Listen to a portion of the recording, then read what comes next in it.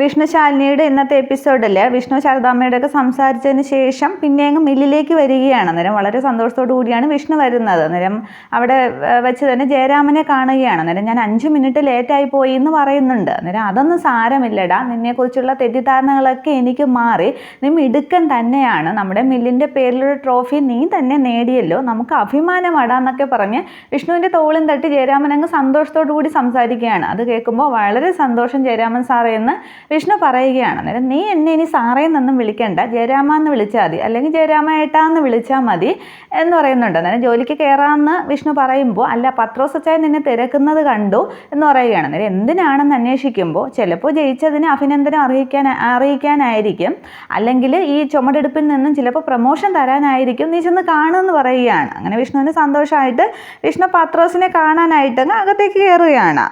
തുടർന്ന് പത്രോസിൻ്റെ അടുത്തേക്ക് എന്താ അച്ഛാ അന്വേഷിച്ചതെന്നും പറഞ്ഞ് വിഷ്ണു ചെല്ലുകയാണ്. അന്നേരം നീ ഇന്ന് ജോലിക്ക് കയറണ്ട എന്ന് പത്രോസ് പറയുകയാണ്. അന്നേരം അപ്പോൾ ഇന്ന് ചുമടെടുപ്പിന് ആൾ കൂടുതലാണല്ലേ, ഞാൻ പോയിട്ട് നാളെ വരാം അച്ഛാ എന്ന് പറയുമ്പോൾ നീ നാളെയും വരണ്ട, നിനക്കിവിടെ ജോലിയില്ല, എന്തെങ്കിലും കണക്കിൽ എന്തെങ്കിലും ബാലൻസ് ഉണ്ടെങ്കിൽ ജയരാമനോട് വാങ്ങിച്ചോ എന്നും പറഞ്ഞ് പത്രോസ് അങ്ങ് ഒഴിഞ്ഞു മാറുകയാണ്. അന്നേരം വിഷ്ണു അങ്ങ് ആകെ അന്തം വിടുകയാണ്. എന്താ അച്ഛാ ഈ പറയുന്നത്, ഞാൻ എന്തെങ്കിലും വീഴ്ച കാണിച്ചോ, അത്ര വലുതൊന്നും അല്ലെങ്കിലും ഈ ഇവിടെ നിന്ന് കിട്ടുന്ന ശമ്പളം കൊണ്ട് തന്നെയാണ് എൻ്റെ പെണ്ണും കൊച്ചുമൊക്കെ വയറ് നിറച്ച് ആഹാരം കഴിക്കുന്നത്, എന്തെങ്കിലും തെറ്റ് സംഭവിച്ചിട്ടുണ്ടെങ്കിൽ അച്ചായൻ പറയും, പുതിയടുത്ത് പോകുമ്പോൾ എനിക്കത് തിരുത്താമല്ലോ എന്നൊക്കെ പറഞ്ഞ് വിഷ്ണു ആകെ അങ്ങ് വിഷമിക്കുകയാണ്. അന്നേരം ഒരു കാര്യവുമില്ല, നിൻ്റെ ഭാഗത്തു നിന്ന് ഒരു വീഴ്ചയുമില്ല എന്ന് പറഞ്ഞ് വീണ്ടും പത്രോസ് ഒഴിഞ്ഞു മാറുമ്പോൾ എനിക്കത് അറിഞ്ഞേ തീരൂ എന്നും പറഞ്ഞ് വിഷ്ണു സങ്കടപ്പെടുന്ന കാണുമ്പോൾ അവസാനം പത്രോസ് കാര്യം പറയുകയാണ്. നിൻ്റെ മനസ്സ് ഇത്രയും വേദനിക്കുന്ന കാണുമ്പോൾ ഞാനത് പറഞ്ഞില്ലെങ്കിൽ കർത്താവ് എന്നോട് പൊറുക്കില്ല, നിന്നെ നിർത്താനായിട്ട് എനിക്ക് നിർവാഹമില്ല, നിന്നെപ്പോലെ മിടുക്കനായ ഒരുത്തനെ പറഞ്ഞു വിടുന്നതിൽ എനിക്ക് അതിയായ ഖേദമുണ്ട് എന്ന് പറഞ്ഞ്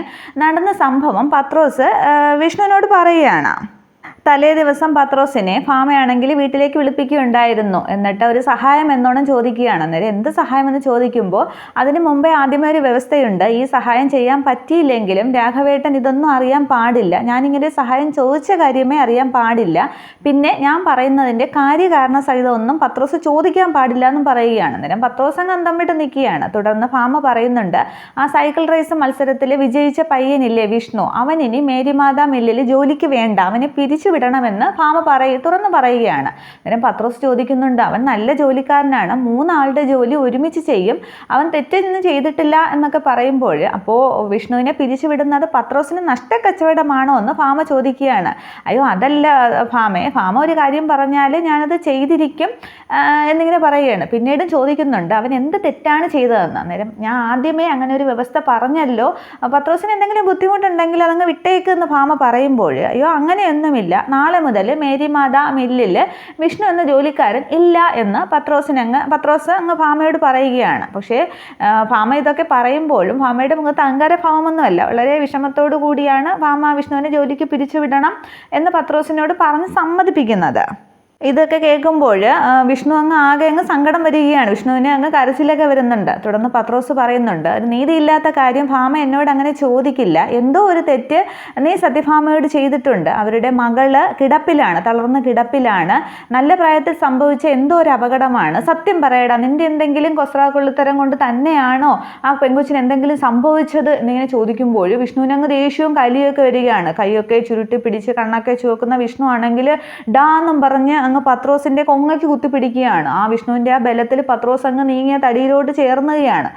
തുടർന്ന് അപ്പം ആ ബഹളമൊക്കെ കേട്ടുകൊണ്ട് ജയരാമനും ബാക്കി ജോലിക്കാരും ഒക്കെ അടുത്തേക്ക് വരികയാണ്, വിഷ്ണുവിൻ്റെ അലർച്ചയും ബഹളമൊക്കെ കേട്ടിട്ട്. തുടർന്ന് അതെൻ്റെ അനിയത്തിയാടോ എന്നിങ്ങനെ ഉറക്കെ വിഷ്ണു വിളിച്ചു പറയുകയാണ്. അങ്ങനെ സത്യഭാമയുടെ മകൻ വിഷ്ണു എന്നിങ്ങനെ ആ കഴുത്തിങ്ങനെ പിടിച്ചിരിക്കുമ്പോഴും പത്രോസ് ഇങ്ങനെ പറയുകയാണ്. തുടർന്ന് ആ കേൾക്കുന്ന എല്ലാവരും ജയരാമനും ബാക്കി എല്ലാവരും അന്തം വിടുകയാണ്. അന്നേരം അവരൊക്കെ ആ തലയിൽ വെച്ചിരുന്ന തലയെക്കെട്ടൊക്കെ കയ്യിലേക്ക് എടുക്കുന്നുണ്ട്, മടക്കി കുത്തിയിരിക്കുന്ന കൈരി മുണ്ടൊക്കെ മടക്കൊക്കെ അഴിച്ചിടുകയാണ്. എന്ന് വെച്ചാൽ ഒരു രാജാക്കന്മാരെ കണ്ട അടിയാളന്മാരെ പോലെ തൊഴുതു നിൽക്കുന്ന ഒരവസ്ഥയാണ് അന്നേരം വിഷ്ണുവിൻ്റെ മുമ്പിൽ അവരൊക്കെ കാണിക്കുന്നത്. സത്യഭാമയുടെ മകൻ വിഷ്ണു നമ്മുടെ കൂടെ ചുമടെടുക്കാനോ എന്നൊക്കെ ഓരോരുത്തരായിട്ട് പറയുന്നുണ്ട്. തുടർന്നാണ് പെട്ടെന്ന് വിഷ്ണുവിന് ആ പരിസരബോധം വരുന്നത്. വിഷ്ണു ആ കൈയങ്ങ് മാറ്റിയിട്ട് ക്ഷമിക്കണം അച്ചായൻ്റെ മില്ലിലെ പണം കൊണ്ടാണ് എൻ്റെ ഭാര്യയും കൊച്ചുമൊക്കെ ആഹാരം കഴിച്ചിരുന്നത്, അങ്ങനെയുള്ള അച്ചായൻ്റെ ദേഹത്തെയും കൈവയ്ക്കാൻ പാടില്ല ായിരുന്നു, പോട്ടെ അച്ചായ എന്നൊക്കെ പറഞ്ഞ് ആ ഷർട്ടൊക്കെ നേരെയാക്കി കൊടുക്കുകയാണ്. എന്നിട്ടും വിഷ്ണു പറയുന്നുണ്ട്, സത്യഭാമയോട് ഞാനൊരു തെറ്റ് ചെയ്തു, അച്ചായൻ പറഞ്ഞത് ശരി തന്നെയാണ്, അവരുടെ ഗർഭപാത്രത്തിൽ ഞാൻ ജനിച്ചു എന്നുള്ളതാണ് എൻ്റെ ഒരു തെറ്റ്. പക്ഷേ ഇറക്കിവിട്ട ഭാര്യയെയും കുഞ്ഞിനെയും ഒക്കെ അന്തസ്സായിട്ട് ഇവിടെ അല്ലെങ്കിൽ മറ്റൊരു സ്ഥലത്ത് ഞാൻ ജോലി ചെയ്ത് അവരെ ഞാൻ പോറ്റും. ഇനിയിപ്പോൾ അച്ചായൻ പറഞ്ഞാലും ഞാനിവിടെ ജോലിക്ക് നിൽക്കില്ല എന്നൊക്കെ വിഷ്ണു സങ്കടത്തോടെ പറയുമ്പോൾ പത്രോസിനും അങ്ങ് വിഷമമാവുകയാണ്. എടാ മോനെ എന്നും പറഞ്ഞ് പത്രോസ് ഇങ്ങനെ വിഷ്ണുവിൻ്റെ തോളിലേക്ക് കൈവയ്ക്കുന്നുണ്ട്. അന്നേരം വേണ്ട അച്ചായ, ഞാൻ പോവുകയാണ് എന്ന് പറഞ്ഞ് വിഷ്ണു അങ്ങ് സങ്കടത്തോടു കൂടി മില്ലിൽ നിന്നും പോവുകയാണ്. പോകാൻ നേരം വിഷ്ണു ആണെങ്കിൽ ജയരാമനോട് പറയുന്നുണ്ട്, പോട്ടെ ജയരാമൻ സാറേ, പാവങ്ങളുടെ കണ്ണീരൊക്കെ കാണുമ്പോൾ സന്തോഷിക്കുന്ന ജയരാമ, നിന്നെ എനിക്ക് പുറത്ത് വച്ച് ഒന്ന് കാണണം എന്ന് പറഞ്ഞിട്ട് ജയരാമൻ്റെ തോളിലേക്ക് ഇങ്ങനെ തട്ടുകയാണ്. എന്നിട്ട് ജയരാമൻ സാറേ, ജയരാമേട്ട പോട്ടെ എന്ന് പറഞ്ഞിട്ട് വിഷ്ണു അങ്ങ് ദേഷ്യത്തോടു കൂടി പോവുകയാണ്. അപ്പോൾ നേരത്തെ ജയരാമൻ സ്നേഹത്തോട് സംസാരിച്ചത് പത്രോസ് വിഷ്ണുവിനെ പിരിച്ചുവിടുക എന്നത് അറിഞ്ഞുകൊണ്ട് തന്നെ ആയിരിക്കണം പത്രോസ് അങ്ങനെ ജയരാമൻ അങ്ങനെ സ്നേഹത്തോടെ വിഷ്ണുവിനോട് സംസാരിച്ചത്. തുടർന്ന് വിഷ്ണു പോകുന്നത് പത്രോസും ബാക്കി എല്ലാവരും ഇങ്ങനെ നോക്കി നിൽക്കുകയാണ്. അന്നേരം ജയരാമൻ ചോദിക്കുന്നുണ്ട്, അവൻ സത്യഭാമയുടെ മകൻ എന്ന് പറഞ്ഞത് ഉള്ളതാണോ അച്ചായെന്ന്? അന്നേരം ആ തൻ്റെ ഇടവും തലയെടുപ്പും കണ്ടാൽ നിനക്ക് മനസ്സിലായില്ലേടാ, അവൻ നമ്മുടെ അടുത്തുനിന്ന് പോയാലും അവൻ രക്ഷപ്പെടും, അവൻ ആൺകുട്ടിയാണ്, അവൻ്റെ ആ കണ്ണിലെ തീ കണ്ടില്ലേ, അവൻ സത്യഭാമയേക്കാൾ നന്നാവും, ഒന്നാമനാകും എന്നിങ്ങനെ വിഷ്ണു പോകുന്നത് നോക്കി അങ്ങ് ഇഷ്ടത്തോടു കൂടി പത്രോസ് പറയുകയാണ്. ഇതേ സമയം രാത്രി ശാരദാമ്മയുടെ വീടാണ് കാണിക്കുന്നത്. അവിടെ രാജീവ് തിരിച്ചു പോയിട്ടില്ല, അവിടെ തന്നെയുണ്ട്. തുടർന്ന് ശാരികയുടെ റൂമിലേക്ക് വരികയാണ്. അന്നേരം ശാരി ഇങ്ങനെ എന്തോ ആലോചിച്ചുകൊണ്ട് നിൽക്കുകയാണ്. തുടർന്ന് ഒന്ന് ചുമച്ചൊക്കെ രാജീവ് കാണിച്ചിട്ട് അകത്തേക്ക് കയറുകയാണ്. തുടർന്ന് ശാരിക അങ്ങ് എഴുന്നേറ്റ് പോകാൻ തുടങ്ങുമ്പോൾ എടോ നിന്നേന്ന് രാജീവ് പറയുന്നുണ്ട്. തുടർന്ന് ശ്യാമ ഭക്ഷണം എടുത്ത് തന്നില്ലേ എന്ന് ചോദിക്കുകയാണ്. അന്നേരം ഞാൻ ഭക്ഷണം കഴിക്കാൻ വേണ്ടിയിട്ടല്ല ഇങ്ങോട്ട് വന്നത്, അങ്ങനെയായിരുന്നെങ്കിൽ കുടുംബശ്രീ ഹോട്ടലിലേക്ക് പോയാൽ മതിയായിരുന്നല്ലോ എന്ന് രാജീവ് ചോദിക്കുകയാണ്. തുടർന്നും രാജീവ് ചോദിക്കുന്നുണ്ട്, എന്നെ കണ്ടിട്ടാണോ തലവേദന എന്ന് ചോദിക്കുന്നുണ്ട്.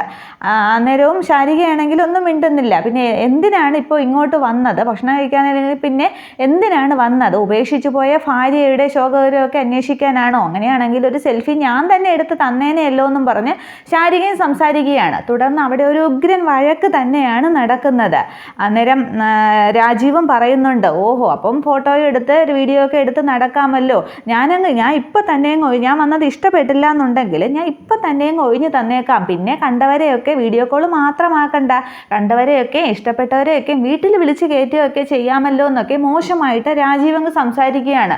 അത് കേൾക്കുമ്പോൾ ശാരികയും അങ്ങ് ദേഷ്യം വരികയാണ്. അന്നേരം എന്താ പറഞ്ഞതെന്നും പറഞ്ഞ് ശാരികയും ചാടിക്കടിക്കുകയാണ്. അന്നേരം ഈ ബഹളമൊക്കെ കേട്ടുകൊണ്ട് ശ്യാമയും പിന്നെ ശാരദാമ്മയും കൂടി വരികയാണ്. എന്താ മോളെ എന്നും പറഞ്ഞ്. അന്നേരം നിങ്ങളുടെ ഞാൻ എൻ്റെ ഭർത്താവിനോട്ടൊന്ന് സംസാരിക്കുകയായിരുന്നു എന്ന് ശാരിക പറയുകയാണ്. അന്നേരം മോളെ നീ ഒന്ന് അടങ്ങ്, എന്താ ഒച്ചയെന്നൊക്കെ ശാരദാമ്മ ചോദിക്കുന്നുണ്ട്. അന്നേരം ഈ ഭർത്താവ് എന്നോട് പറഞ്ഞത് കേട്ടില്ലേ, അമ്മ തന്നെ കേൾക്കണം എന്നിങ്ങനെ പറയുമ്പോൾ രാജീവ് അങ്ങ് വല്ലാതാവുകയാണെന്ന് വെച്ചാൽ രാജീവ് അങ്ങനെ പറഞ്ഞു പോയി, പിന്നെ അത് തിരിച്ചെടുക്കാനും പറ്റില്ലല്ലോ. തുടർന്ന് എന്താ ഇങ്ങനെയെന്നൊക്കെ ചോദിക്കുമ്പോൾ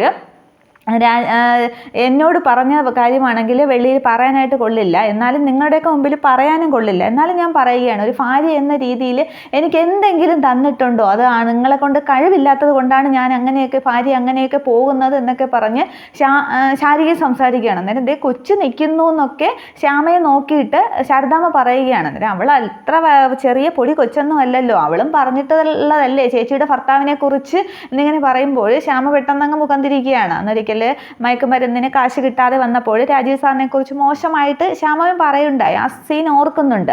നേരെ ശാരദാമ്മ പറയുന്നുണ്ട്, അത് അവൾ വെറുതെ പറഞ്ഞതാണെന്ന് നമ്മളോടൊക്കെ പറഞ്ഞതല്ലേ എന്ന്. അന്നേരം തീ ഇല്ലാതെ പുകയുണ്ടാകില്ലല്ലോ എന്നൊക്കെ ശാരിക ചോദിക്കുകയാണ്. അന്നേരം എന്താ രാജീവ് സാറേ എന്നൊക്കെ ചോദിക്കുമ്പോൾ അതല്ല ശാരദാമ്മയെ ഞാൻ ഉദ്ദേശിച്ചത് എന്ന് പറഞ്ഞ് രാജീവ് തിരുത്താൻ ശ്രമിക്കുകയാണ്. പക്ഷെ ശാരികയാണെങ്കിൽ അത് പിടിച്ച് തൂങ്ങുകയാണ്. തൊട്ട് മുമ്പേ പറഞ്ഞ കാര്യം പോലും ഏൽക്കാൻ പറ്റാത്തൊരു ഫീലും അല്ലേ നിങ്ങൾ, എല്ലാവരുടെയും മുമ്പിൽ വെച്ച് ഞാൻ ഒന്നുകൂടി ചോദിക്കുകയാണ്, ഒരു ഭാര്യ എന്ന രീതിയിൽ എനിക്ക് എന്തെങ്കിലും പരിഗണനയോ സ്നേഹമോ നൽകാനായിട്ട് നിങ്ങളെ കൊണ്ട് കഴിഞ്ഞിട്ടുണ്ടോ, ഒരു കൗതുകത്തിനെങ്കിലും നിങ്ങൾക്ക് കഴിഞ്ഞിട്ടുണ്ടോ എന്നൊക്കെ ചോദിക്കുമ്പോൾ രാജീവ് അങ്ങ് ടെൻഷൻ ആവുകയാണ്. തുടർന്നും ശാരിക പറയുന്നുണ്ട്, അപ്പം അച്ഛനും അമ്മയുടെയും അമ്മാവൻ്റെയും കടം കൊടുത്ത് തീർത്തിട്ട് മതി നമ്മൾ ഒന്നിച്ച് ജീവിക്കുന്നതെന്ന് തീരുമാനിച്ചതാണ്. പിന്നീട് അവരുടെ കടമൊക്കെ കൊടുത്തു കഴിഞ്ഞതിന് ശേഷം ആ വീട്ടിൽ എന്നെയും കൊണ്ടുപോയി സുഖമായിട്ട് ജീവിക്കുന്നതിന് പകരം ഇയാൾ എന്താണ് ചെയ്തത്, ആ താക്കോൽ പോലും കൊടുത്തിട്ട് പിന്നെ ഇങ്ങോട്ട് വന്നു. ഇവിടെ വന്ന് വല്ലപ്പോഴും തല കാണിച്ചിട്ട് പോയാൽ അങ്ങനെ ആ ഒരു സന്തോഷം മതിയല്ലോ. ചോദിക്കുമ്പോൾ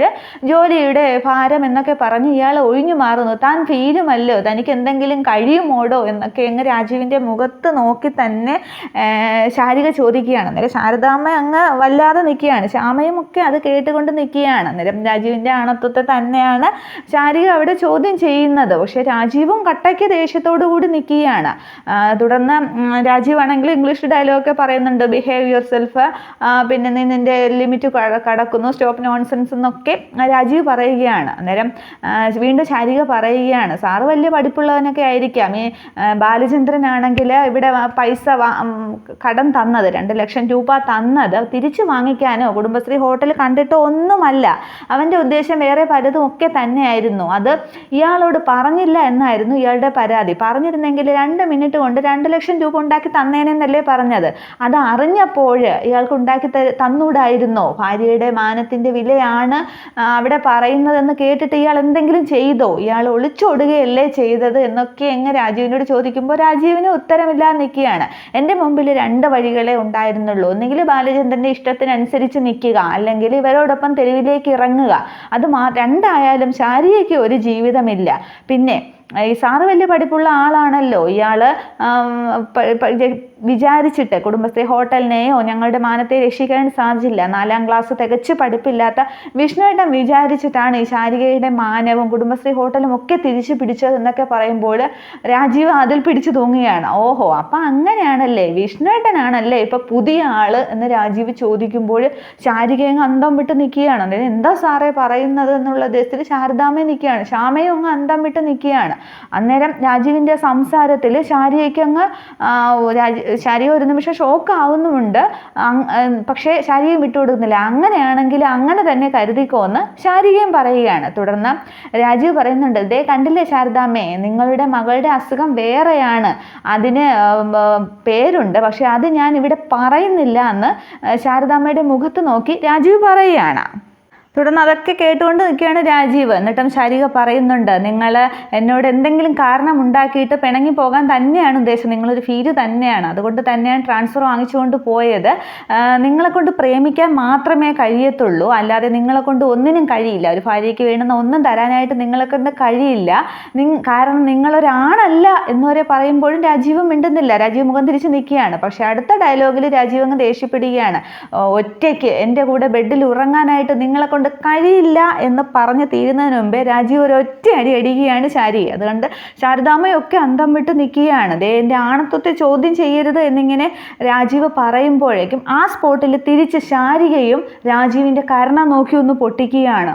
അത് ശാരദാമ്മയും ശ്യാമയും ഒക്കെ വായിൽ കൈവയ്ക്കുകയാണ്. അന്നേരം രാജീവ് അടി കൊണ്ട് ഒരു ഷോക്കിൽ നിൽക്കുമ്പോൾ നീ എന്നെ തല്ലിയല്ലേ എന്നും പറഞ്ഞ് ഈ അടിക്ക് തിരിച്ച് തരാനായിട്ട് എനിക്കറിയാം, കൊള്ളാം, നീ നിൻ്റെ ഇഷ്ടം പോലെ ജീവിച്ചോ, ഇതിന് ഞാൻ പകരം ചോദിക്കും. ശാരദാമ്മേ, നിങ്ങളുടെ മകളോട് പറഞ്ഞേരെ ഇന്നത്തോടു കൂടി എല്ലാം മറന്നേക്കാനായിട്ട്, തിരിച്ചടിച്ച് ജയിക്കാനായിട്ട് എനിക്ക് അറിയാഞ്ഞിട്ടല്ല, അവൾ എന്നെ കൈവച്ചു എന്നും പറഞ്ഞ് രാജീവ് അങ്ങ് രോഷം കൊണ്ട് നിൽക്കുകയാണ്. അതിനുശേഷം രാജീവ് അവിടെ നിന്ന് അങ്ങ് ഇറങ്ങി പോവുകയാണ്. രാജീവിനെ അടിച്ചതിന് ശേഷം ഇറങ്ങടോ എൻ്റെ വീട്ടിൽ നിന്ന് എന്ന് പറയുമ്പോഴാണ് രാജീവ് ഇറങ്ങിപ്പോകുന്നത്. അത്രയുമൊക്കെ പറഞ്ഞതിന് ശേഷം തുടർന്ന് ശാരദാമ്മ രാജീവിൻ്റെ പുറകെ പോവുകയാണ്. സാറേന്നും പറഞ്ഞ് അങ്ങ് ഉമ്മറത്തേക്ക് ഇറങ്ങും, പിടിച്ചു നിർത്തുകയാണ്. അന്നേരം അമ്മയല്ല തേങ്ങാക്കോല, എൻ്റെ അമ്മയെ പെരുവഴിയിൽ ഇറക്കിയവളാണ് ഇപ്പോൾ എൻ്റെ കരണത്തടിച്ചത്, അവളെ ഞാൻ എന്നും പറഞ്ഞിട്ട് രാജീവ് ഇങ്ങനെ ചുറ്റും നോക്കിയിട്ട് അവിടെ ഇരുന്ന ഒരു ചെടിച്ചട്ടി എടുത്ത് അങ്ങ് തറയിലേക്ക് അടിച്ചുടക്കുകയാണ്. അന്നേരം ശാരദാമ്മ വരെ പേടിച്ചു പോകുന്നുണ്ട്, ചെവിയൊക്കെ പൊത്തുകയാണ്. അങ്ങനെയുള്ളവൾ ഇനി അവൾക്ക് വേണ്ടി സംസാരിക്കാനായിട്ട് എൻ്റെ അടുത്ത് ആരെങ്കിലും വന്നാലുണ്ടല്ലോ ആകെ സമതലം തെറ്റിയിരിക്കുകയാണ്, കോപ്പ് എന്നൊക്കെ പറഞ്ഞുകൊണ്ട് എന്തൊക്കെയോ മുറുമുറുത്തുകൊണ്ട് രാജീവ് അങ്ങ് ഇറങ്ങി പോവുകയാണ് രാത്രി ശാരദാമ്മയുടെ വീട്ടിൽ നിന്നും. തുടർന്ന് രാജീവ് ഇറങ്ങിപ്പോകുന്നതും ശാരികയുടെ ദേഷ്യവും ഒക്കെ കാണുമ്പോൾ ശാരദാമ്മയ്ക്ക് ആകെ അങ്ങ് കലി കയറുകയാണ്. ശാരദാമ്മ ദേഷ്യത്തോടു കൂടി ശാരികയുടെ അടുത്തേക്ക് ആ റൂമിലേക്ക് കയറുകയാണ്. ഇത്രയും ആകുമ്പോൾ എപ്പിസോഡ് അവസാനിക്കുകയാണ്. ആ രാജീവും ശാരികയും തമ്മിൽ സംസാരിക്കുന്ന ഒരുപാട് ഡയലോഗൊക്കെ ഉണ്ട്.